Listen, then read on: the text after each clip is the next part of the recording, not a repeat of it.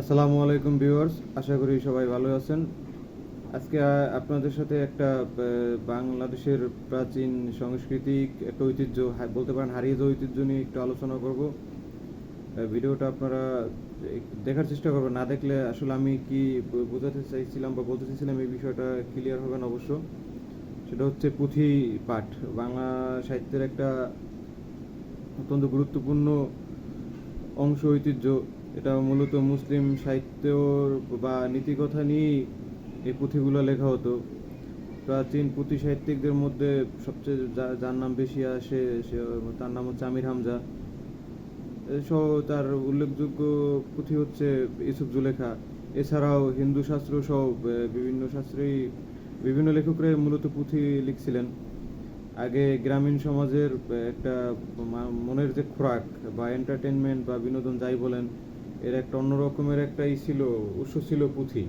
কিন্তু আমাদের এখন বর্তমান প্রজন্ম পুঁথি কি বিষয়টা আসলে চিনি না, জানেই না।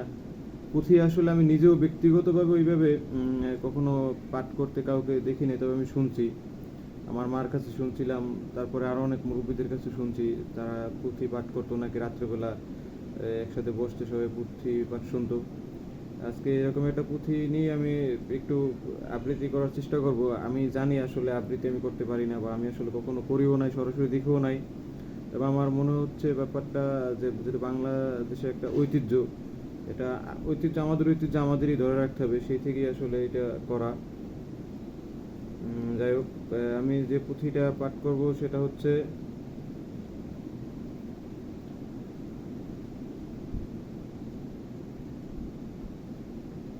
কমলা সুন্দরী পুঁথি। কমলা সুন্দরী পুঁথি লিখেছেন জহির রায়হান, 1000 বছর ধরে। শুরুতেই সবার কাছে ক্ষমা চেয়ে নিচ্ছি, আমার কোনো ভুল ত্রুটি হলে আপনারা ক্ষমা সুন্দর দৃষ্টিতে দেখবেন। আচ্ছা, কমলা সুন্দরী পুঁথি, এটা নেওয়া হচ্ছে 1000 বছর ধরে, লিখেছেন জহির রায়হান। জহির রায়হানকে আপনারা সবাই চিনেন আশা করি। যাই হোক, শুরু করি। শোনো শোনো বন্ধুগণ রে, শোনো দিয়া মন, কমলা সুন্দরীর কথা করি যে বর্ণন। হিরণ নগরের মেয়ে কমলা সুন্দরী, গুণের কথা কি কহিব, রূপ ছিল তার ভারী। আরে হিরণ্যগরে ছিল এক রাজকুমার, কমলা সুন্দরীর সঙ্গে বিয়া হইল তার। লাল নীল সবুজ পরীর দিঘি দিয়া পারি, পালকি চড়ে যাইতেছিল নিজি বাপের বাড়ি। ওই দিঘিরও জল দেখা কন্যার বড় তৃষ্ণা পায়, পালকিটা থামাইয়া কন্যা জলে নাইমা যায়। দিঘির জলে কন্যা যখন রাখলো রাঙা পা, জড়াইল কি এমন পায়ে তা বুঝতে পারলাম না।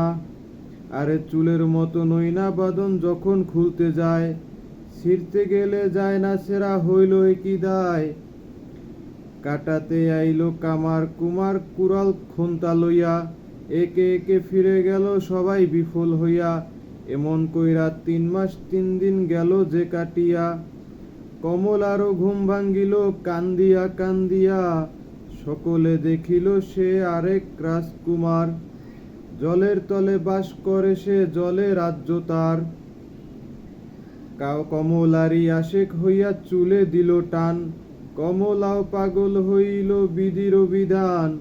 মা বাবা স্বামী কন্যা কান্দিয়া হাসিল, কমলা ডুবিল জলে ফিরে না আসিল।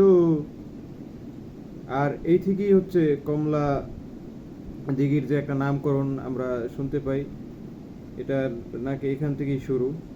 যাই হোক, আমি আমার মতো করে আবৃত্তি করলাম, জানি অতটা ভালো হয় না আসলে, আর আমি এটা পাঠ করা আমারইও না। যাই হোক, ধন্যবাদ সবাইকে আমার ভিডিওটি দেখার জন্য। আসসালামু আলাইকুম।